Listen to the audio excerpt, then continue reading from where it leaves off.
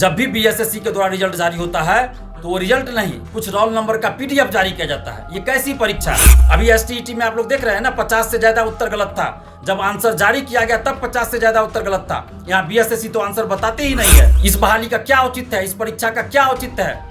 जिस परीक्षा में ना ओएमआर शीट की कार्बन कॉपी दे रहे हैं परीक्षा समाप्ति के बाद, ना ही परीक्षा समाप्ति के बाद आप क्वेश्चन बुकलेट दे रहे हैं, ना आंसर की जारी कर रहे हैं, ना ही रिजल्ट प्रकाशन के समय कट ऑफ और सभी का मार्क्स बता रहे हैं, तो ये कैसी परीक्षा है? बीएसएससी सीजीएल 1, बीएसएससी सीजीएल 2 सबका वही हाल, सीजीएल 3 का भी वही हाल।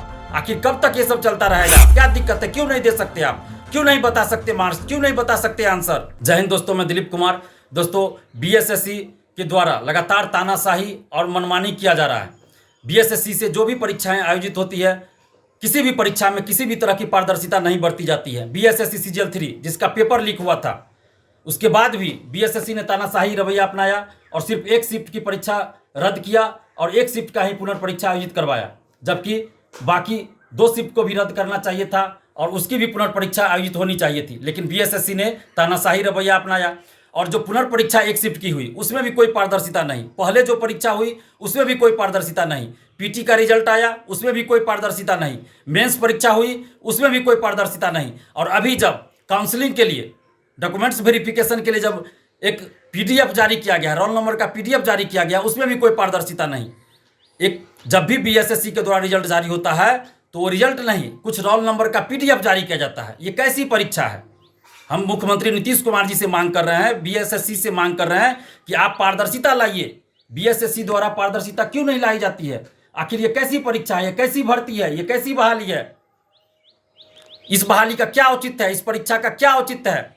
जिस परीक्षा में ना ओएमआर शीट की कार्बन कॉपी दे रहे हैं परीक्षा समाप्ति के बाद, ना ही परीक्षा समाप्ति के बाद आप क्वेश्चन बुकलेट दे रहे हैं, ना आंसर की जारी कर रहे हैं, ना ही रिजल्ट प्रकाशन के समय कट ऑफ और सभी का मार्क्स बता रहे हैं, तो ये कैसी परीक्षा है?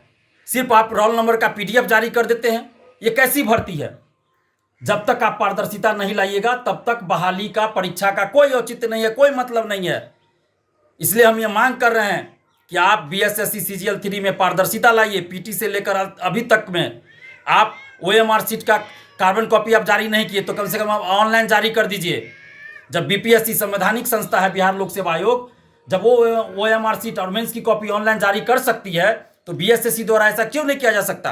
तो ओएमआर शीट ऑनलाइन जारी किया जाए, क्वेश्चन बुकलेट जारी किया जाए, आंसर की जारी किया जाए और कट ऑफ और सभी का मार्क्स जारी किया जाए। परीक्षार्थियों को ये जानने का हक है कि किस क्वेश्चन का कौन सा उत्तर आयोग ने सही माना है। परीक्षार्थियों को ये जानने का हक है, चाहे वो फेल करे या पास करे। परीक्षार्थियों को ये जानने का हक है कि उनको कितना मार्क्स आया। क्यों नहीं आप बताते हैं? बिहार लोक सेवा आयोग द्वारा ये सब चीज़ बताया जाता है, पारदर्शिता लाई जाती है, फिर बीएसएससी द्वारा क्यों नहीं पारदर्शिता लाई जाती है? बीएसएससी सीजीएल 1, बीएसएससी सीजीएल 2 सबका वही हाल, सीजीएल 3 का भी वही हाल। आखिर कब तक ये सब चलता रहेगा? हमें पारदर्शिता चाहिए। बगैर पारदर्शिता के कोई परीक्षा, कोई बहाली का कोई औचित्य नहीं, कोई मतलब नहीं है।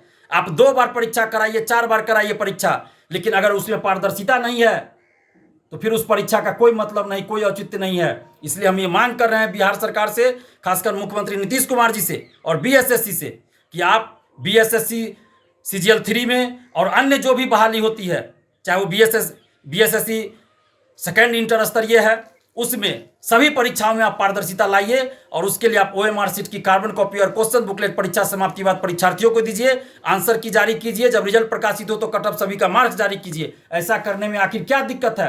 क्या इससे देश की सुरक्षा को खतरा है या बिहार की सुरक्षा को खतरा है? क्या खतरा है? क्या दिक्कत है? क्यों नहीं दे सकते आप? क्यों नहीं बता सकते मार्क्स? क्यों नहीं बता सकते आंसर? अभी एसटीईटी में आप लोग देख रहे हैं ना, 50 से ज्यादा उत्तर गलत था। जब आंसर जारी किया गया तब 50 से ज्यादा उत्तर गलत था। यहाँ बीएसएससी तो आंसर बताते ही नहीं है, तो फिर पता नहीं कितना आंसर गलत ये लोग देते होंगे। इसलिए आंसर की जारी होना चाहिए। और अभ्यर्थियों से भी हम मांग कर रहे हैं कि आप सभी लोग एकजुट होकर आवाज उठाइए पारदर्शिता के लिए, नहीं तो फिर आगे जो बीएसएससी द्वितीय इंटर स्तरीय है उसमें भी यही हाल हो जाएगा। फिर आगे बीएसएससी के द्वारा जो भी बहाली आएगी उसमें भी यही हाल रहेगा। कभी ना कभी इस चीज़ का अंत होना चाहिए, कभी ना कभी पारदर्शिता की शुरुआत तो होनी चाहिए। इसलिए आप लोग साथ दीजिए। हम पिछले बार भी 7 दिसंबर को पटना में आंदोलन किए थे बीएसएससी सीजीएल 3 में पारदर्शिता को लेकर, लेकिन उससे बहुत कम अभ्यर्थी आए। तो अभी भी हम अभ्यर्थियों से अपील कर रहे हैं कि आप लोग साथ दीजिए और बीएसएससी में पारदर्शिता की मांग कीजिए आप सभी लोग। जब तक पारदर्शिता नहीं तब तक परीक्षा का कोई मतलब नहीं है। सिर्फ कुछ रोल नंबर का पीडीएफ जारी कर दिया, कह दे कि ये रिजल्ट है, नहीं मानते हम लोग इसको। हम लोग को पारदर्शिता चाहिए। एक तो पेपर लीक होता है, इनका धांधली सेटिंग होती है, उसके बाद भी कोई पारदर्शिता नहीं, तो कब तक हम लोग बर्दाश्त करेंगे। तो इसलिए आप लोग पारदर्शिता की मांग कीजिए, एकजुट होइए और पारदर्शिता की मांग कीजिए।